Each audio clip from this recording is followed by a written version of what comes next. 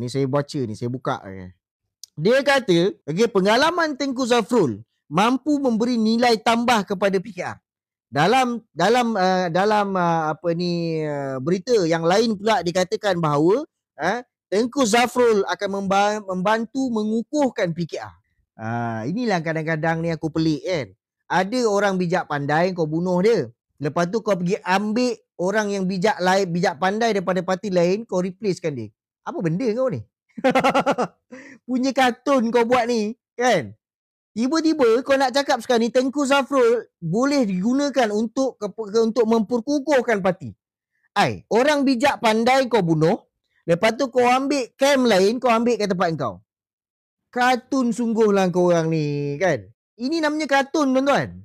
Orang yang dah memang setia, terbukti dengan kau, bukan setakat dah hafal lagu, tapi setakat dah faham perjuangan kau, perjuangan parti, daripada usia muda dia, dah melalui pelbagai ujian, terbukti dia setia. Apa yang kau tak tengok YB Rafizi ni tak setia dan tak teruji? Kan? Macam-macam kau uji dia dan dia terbukti. Tiba-tiba kau nak cakap dengan orang yang baru nak melompat, dia nak baru bagi tahu. Kau cakap bagus, dia akan mampu menguatkan, memperkukuhkan parti. Dekat mana logik kau dalam berpolitik ni? Kadang-kadang aku pun tak faham. So berjujailah orang-orang follow, tuan-tuan. Berjujailah orang-orang mengucapkan tahniah dan sebagainya. This is the best part, tuan-tuan. This is the best part. Dalam keadaan Setiausaha Agong mengatakan, dalam keadaan Setiausaha Sua mengatakan, kita masih belum menerima lagi. Kita belum menerima lagi borang permohonan daripada Tengku Zafrul apa semua. Ini wayang, tuan. Dalam pada dia mengatakan kita belum menerima, tuan-tuan, Tengku Zafrul telah pun diterima masuk, tuan-tuan. Tengku Zafrul telah pun diterima masuk dan signal untuk mengucapkan selamat datang telah pun dikeluarkan oleh PMO. Kalau sebelum ini signal menyerang ataupun signal dimulakan signal daripada PMO dalam kempen menghapuskan, menyingkirkan YB Rafizi dimulakan oleh Sam. Sam yang memulakan kenyataan media. Jadi kemudian orang berjujai, orang sambut. Itu adalah satu signal arahan, tuan-tuan. Dan pada kali ini, dalam kes Tengku Zafrul, Kamil itulah signal dia. Cai-cai di dalam PMO telah pun dihantar. Arahan telah pun dihantar untuk cai-cai PMO ini melakukan tugas-tugas memuji dan memeraikan Tengku Zafrul. Baik, tuan-tuan. At this juncture, kita kata atas dasar profesionalnya, kemasukan dia. Saya tak ada apa-apa isu dengan Tengku Zafrul. Jangan salah faham, tuan-tuan. Kita dah selalu bersama, jadi saya harap tuan-tuan faham. Kita tak ada isu peribadi dengan Tengku Zafrul. Topik kita hanyalah tentang kemasukan dia yang dia sekarang ni menjadi katak. Itu saja. So nampak tak kelakar, tuan-tuan? Semalam, kemarin bila keluar semalam lah, bila berita tu keluar, sebelah petang Sua cakap, kita belum menerima lagi. Jadi Tengku Zafrul perlu mengisi borang. Tak ada. Sejak bila pula isi borang? Isi borang ni dah lama tak ada, tuan-tuan. So, dia online je. So maknanya dia dah isi dah, tuan-tuan. Dia dah masuk, dia dah diterima. PMO telah pun memberikan arahan lewat malam tadi. Untuk semua cai-cai PMO membuat welcome notes kepada Tengku Zafrul, mengalu-ngalukan kemasukan Tengku Zafrul. Siapa yang mulakan? Dia akan cakap, kau tunggu signal. So signal dia adalah daripada Kamil Munim. Signal dia adalah daripada Kamil Munim pada hari ini. Maka tuan-tuan tengok petang tadi dan juga esok akan berjujailah cai-cai daripada PMO. Selamat datang Tengku Zafrul hebat dan sebagainya. Gedebak-gedebuk. Nampak tak, tuan-tuan? Saya nak tanya dekat Kamil Munim. So konsep katak tu tak berlaku lah, kan? So konsep katak tu tak terpakai lah pada kau, Kamil. Apa jadi dengan katak tu? So maknanya bila pemimpin daripada keadilan masuk ke parti lain, kau panggil dia katak, kau panggil dia khianat. Tapi kalau pemimpin lain masuk dekat kau akan cakap, ini akan memberikan manfaat dan penambahbaikan, menambah nilai kepada PKR. Kelakar korang ni. So saya nak bagi tahu, signal pada kali ni bukan Sam. Signal yang keluar daripada PMO adalah daripada Kamil. Itulah tadi. Ya itulah dia tadi. Jadi tuan-tuan faham-fahamlah. Istilah katak ini tak terpakai dah untuk diorang. Kan? Tak terpakai dah. Sebab itu saya kata, bila kau ambil orang daripada parti lain, dia menunjukkan parti kau ini ketandusan pemain. Parti kau ni ketandusan striker. Sebab tu kau kena ambil striker orang. Tengok, tuan-tuan pergi tengok apakah jawatan Tengku Zafrul dalam UMNO. Jadi kalau kita pun orang ambil kita punya panglima atas, top 10 kita pun kita marah tuan-tuan. Sampai Wan Mahusin mengatakan bahawa ini adalah satu permulaan yang akan menjadikan dalam persidangan UMNO, topik persidangan kita itu nanti tajuk dia adalah khianat. Nampak tak tuan-tuan? So sebab itulah Kamil Munim memulakan langkah menghantar signal menyebut tentang kehebatan Tengku Zafrul. Dia tak menyebut dan dia tak menafikan langsung. Dia tutup mulut. On topik khianat dia tak sebut. Dia kalau boleh, kalau wartawan tanya, dia cuba lari tu. Dia takkan jawab untuk isu topik katak dan sebagainya. Dia takkan jawab. Dan aku tolong jawabkan. Katak hanya terpakai kepada parti selain daripada keadilan. Itu cerita dia. Jadi orang sekarang ni dalam UMNO memang marah tuan-tuan. Wan Mahusin mesej saya pun mengatakan demikian. Dia marah. Saya cakap, kau memang layak untuk marah. Sebab rakyat melihat engkau melakukan benda yang kau dulu mati-mati kau tentang. Sekarang apa jadi? Sekarang apa jadi?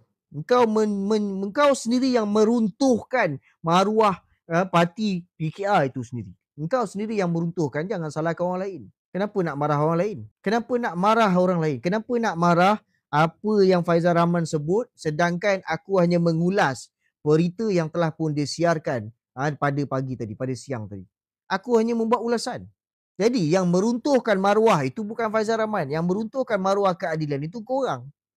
Korang menghidupkan balik amalan politik katak. Jadi jangan terkejut kalau selepas ini kau akan dikhianati dan kau akan dijatuhkan dengan amalan politik katak yang kau buat. Jangan terkejut. Ada yang tanya, betul ke huru-hara? Betul tuan-tuan, huru-hara. PMO pun tengah huru-hara sekarang. PMO pun huru-hara. Dan yang menariknya, saya nak test tuan-tuan, sama ada tuan-tuan aware ataupun tidak. Ada seorang pemimpin DAP lama, Otai, yang sangat memainkan peranan yang penting dalam pendedahan 1MDB. Dia telah buat satu status pendek saja. Dia kata apa?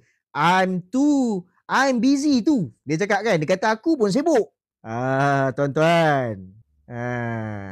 Ada dah baca. Tuan-tuan. Itu satu signal daripada DAP tuan-tuan. Okay. Itu satu signal daripada DAP. So saya nak bagi tahu. Di saat mereka merasakan kemenangan yang dikecapi seminggu memasuki minggu kedua. Okay. Tunggulah tuan-tuan. Satu demi satu. Sebab itu saya katakan domino effect. Bila saya katakan domino effect, aku hanya menyebut apa yang aku lihat. Seolah-olahnya kita ini helang. Yelah, kita helang lah tuan-tuan. Kan? Kalau kita gagak, cai-cai Jacob mana mungkin jadi helang. Jadi kitalah helangnya tuan-tuan. Kan? Hanya helang yang berani claim dia adalah helang.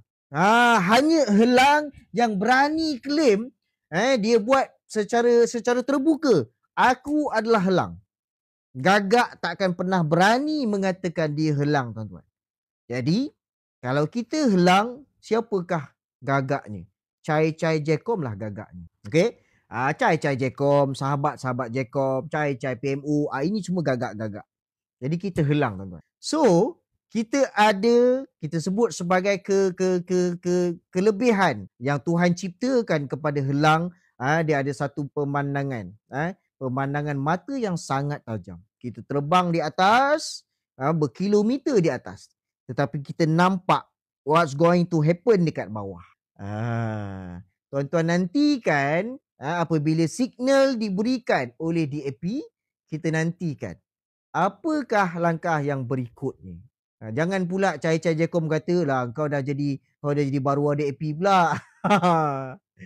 Kau boleh labelkan aku whatever label sebab helang tetap helang walaupun kau katakan dia burung pipit, burung kakak tua dan sebagainya. Dia tetap helang tuan-tuan. Dia tak kisah dengan labelan-labelan yang kau berikan. Sebab itu tuan-tuan, apa yang berlaku dalam keadilan ini sebagai satu wayang murahan. Setiausaha Agung mengatakan, oh kita tak terima lagi. Kita tak terima lagi. Itu kita tak terima lagi. Di mana logiknya kalau engkau kata engkau tak terima, tetapi Tengku Zafrul dengan begitu berani menyatakan hasrat dia untuk bersama dengan keadilan. Dan cerita itu telah keluar setahun yang lepas. Maknanya apa tuan-tuan? Kalau tuan-tuan cakap kepada saya, adakah PMO tengah huru-hara sekarang? Saya mengatakan ya tuan-tuan. Adakah pejabat HQ keadilan tengah huru-hara? Ya tuan-tuan. Sebab semalam lewat maghrib, lewat petang, Suar mengatakan dia tak terima. Tiba-tiba pada hari ini telah pun keluar signal dan arahan daripada pejabat PMO mengarahkan cai-cai PMO. Cai-cai PMO ni lain tuan-tuan. Cai-cai Jaikom lain. Jadi payment tu aku tak tahu berapa. Mungkin dia buat kerja pro bono. Aku pun tak tahu tuan.